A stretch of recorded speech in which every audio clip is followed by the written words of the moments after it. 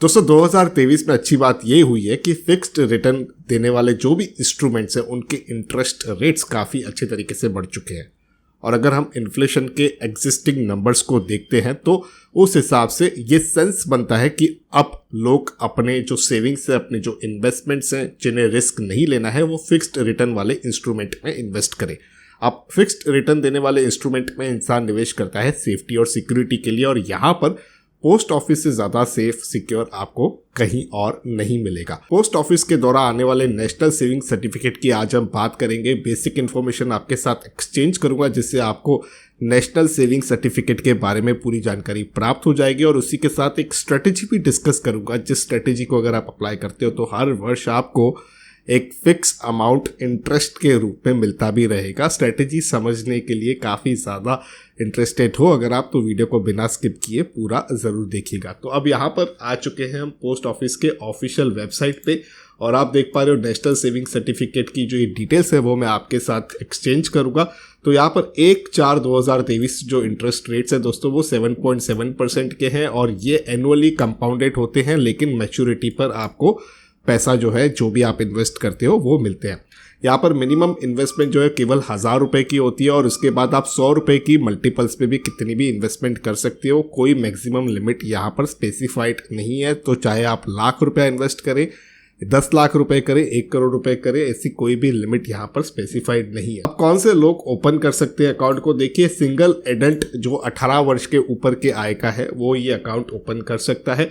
Joint में भी account open किया जा सकता है। अप टू 3 एडल्ट्स यहाँ पर जो है अकाउंट ओपन कर सकते हैं। गार्डियन जो है माइनर के बिहाफ में अकाउंट ओपन कर सकता है, या अनसाउंड माइंड वाला कोई भी व्यक्ति है तो उसका भी अकाउंट ओपन कर सकते हैं गार्डियन के माध्यम से। अब यहाँ पर जो माइनर है 10 वर्ष की जिसकी उम्र है वो अपने नाम पर भी अकाउंट ओपन कर सकते हैं। डिपॉजिट की बात करें तो मिनिमम यहाँ पर 1000 रुपये की डिपॉजिट कर सकते हैं, उसके बाद 100 रुपये के मल्टीपल पे कितनी भी डिपॉजिट की जा सकती है, कोई मैक्सिमम लिमिट नहीं है।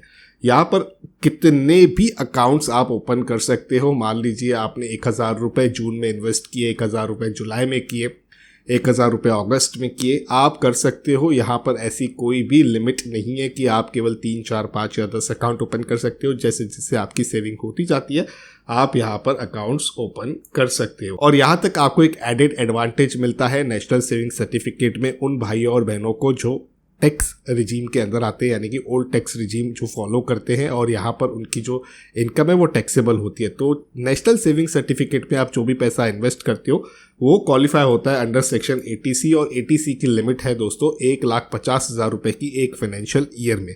तो 1.5 लाख रुपए तक अगर कोई व्यक्ति नेशनल सेविंग सर्टिफिकेट में इन्वेस्ट करता है तो वहाँ पर टैक्स भी बचता है उस 1.5 लाख रुपए पे। जिस भी स्लैब में आप आते हो 10% के टैक्स स्लैब में आते हो तो 15,000 का टैक्स बचेगा, और अगर 30% के स्लैब में आते हो तो 45,000 का आपका टैक्स बचेगा। उस हिसाब से अगर आप रिटर्न्स को देखोगे तो बहुत ही अच्छे रिटर्न्स यहाँ पर मिलते हैं। लेकिन एक चीज़ का आप ध्यान रखिएगा कि आप नेशनल सेविंग सर्टिफिकेट में जो भी पैसा इन्वेस्ट करते हो, मैच्योरिटी पर जो आपको बेनिफिट मिलता है इंटरेस्ट के रूप में, वो पैसा टैक्सेबल होता है। उस पर किसी भी प्रकार का आपको टैक्स एग्जम्पशन नहीं मिलता है।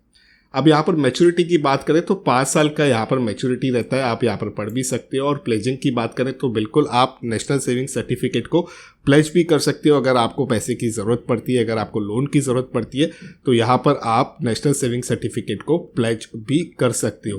प्री मैच्योर क्लोजर की बात करें तो केवल यहाँ पर 3 कंडीशंस हैं जिस केस में आप NSE को प्री मैच्योर क्लोज कर सकते हो। जो सिंगल अकाउंट होल्डर है उसकी मृत्यु हो जाती है, या तो जो सारे अकाउंट होल्डर्स हैं जॉइंट अकाउंट जिनके साथ बनाया हुआ है उनकी मृत्यु हो जाती है, तो या तो फिर अगर आपने प्लेज करा कर रखा है तो गैजेट ऑफिसर के माध्यम से वो फॉरफिट हो जाता है, कैंसिल हो जाता है, तो उस हिसाब से भी ये प्री मैच्योर हो जाता है। या तो कोर्ट का ऑर्डर है, अगर किसी की संपत्ति जब्त हो गई है और यहाँ पर कोर्ट ने ऑर्डर दिया हुआ है तो उस केस में भी नेशनल सेविंग सर्टिफिकेट जो है वो प्री मैच्योर विड्रॉल किया जा सकता है। एक पर्सन से दूसरे पर्सन यानी कि एक व्यक्ति नेशनल सेविंग सर्टिफिकेट को ट्रांसफ़र कर सकता है दूसरे व्यक्ति को। अगर डेथ हो जाती है एक अकाउंट होल्डर की तो वो लीगल हेयर्स को ट्रांसफ़र किया जा सकता है। अगर अकाउंट होल्डर की डेथ हो जाती है तो जॉइंट अकाउंट होल्डर को ट्रांसफ़र कर सकता है, या तो कोर्ट का ऑर्डर है तो उस केस में भी ट्रांसफ़र होता है, या तो आपने नेशनल सेविंग सर्टिफिकेट को प्लेज करा कर रखा हुआ है तो उस केस में भी कोर्ट को ये अथॉरिटी होती है कि वो जो प्लेजी है, यानी कि अगर आपने किसी बैंक को प्लेज करा कर रखा है तो उन्हें ट्रांसफर कर सकती है। इस समय नेशनल सेविंग सर्टिफिकेट का 8th इशू जो है वो सर्कुलेशन में है, तो ये बहुत इंपॉर्टेंट है, आपको जानना बेहद ज़्यादा ज़रूरी है, क्योंकि अलग अलग नेशनल सेविंग सर्टिफिकेट के जो इश्यूज होती है उसके रेट ऑफ इंटरेस्ट अलग होते हैं। इस इशू का जो रेट ऑफ इंटरेस्ट है वो 7.70% का है। अब चलते हैं स्ट्रेटेजी की तरफ। तो यहाँ पर आप देख पा रहे हो ये है इन्वेस्टमेंट का कॉलम दोस्तों। तो यहाँ पर मान लीजिए हाइपोथेटिकली 10 जून 2023 में कोई इन्वेस्ट करता है, फिर 10 जून 2024 में, फिर 25 में, फिर 26 में, फिर 27 में, हर साल वो 1-1 लाख रुपया व्यक्ति इन्वेस्ट करता जाता है।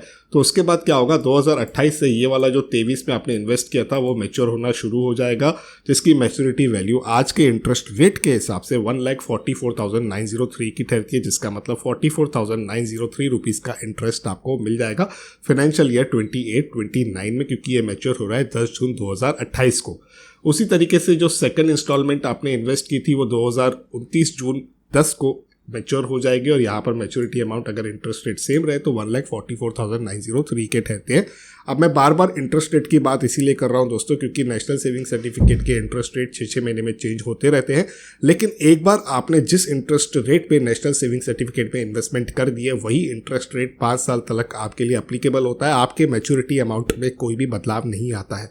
तो इस हिसाब से अगर कोई करता है तो 5 साल इन्वेस्ट करने के बाद 5 साल तक ये लाभ मिलता जाता है, और हर साल 44,903 रुपीज़ का लाभ उसे मिलता रहेगा। इनकम टैक्स के कैलकुलेशन के हिसाब से आपको 2 प्रोविज़न मिलते हैं। आप हर साल भी अपने इनकम टैक्स में ये आय को जोड़ के प्रो डेटा बेसिस पर कैलकुलेशन कर सकते हैं, या तो आप मैच्योरिटी पर भी कर सकते हैं। मुझे मैच्योरिटी वाला मेथड जो है वो ज़्यादा सिंपल लगता है, कि यहाँ पर आपको पता है कि कौन से फाइनेंशियल ईयर में कितना इंटरेस्ट आ गया, मैच्योर होकर अमाउंट जो आपके खाते में आ जाता है। आपको पोस्ट में सेविंग बैंक अकाउंट ओपन करना होता है, उसी बैंक अकाउंट में आप जब नेशनल सेविंग सर्टिफिकेट को मैच्योर करते हो, रिडीम करते हो, तो उसका पैसा आपके पोस्ट ऑफिस के सेविंग बैंक अकाउंट पैसा आ जाता है। बड़ी आसानी से आप उसे चेक के माध्यम से अपने किसी और अकाउंट में भी ट्रांसफर कर सकते हो या विड्रॉ कर सकते हो। तो मैं आशा करता हूं कि आपको ये वीडियो नेशनल सेविंग सर्टिफिकेट के बारे में काफ़ी पसंद आया होगा, यूनिक लगा होगा। इससे आपको अच्छी इन्वेस्टमेंट स्ट्रेटेजी की जानकारी प्राप्त हुई होगी। अगर आप सहमति रखते हो तो वीडियो को लाइक करें। पर्सनल फाइनेंस से रिलेटेड वीडियोस देखना अगर आपको पसंद है तो ज़रूर से मेरे इस चैनल को सब्सक्राइब करें। यहाँ पर फिक्स्ड रिटर्न देने वाले जो भी इन्वेस्टमेंट प्रोडक्ट्स हैं उनकी बहुत ज़्यादा जानकारी डिटेल में आपके साथ में एक्सचेंज करूँगा, स्ट्रैटेजीज़ को एक्सचेंज करूँगा, ताकि आप अपने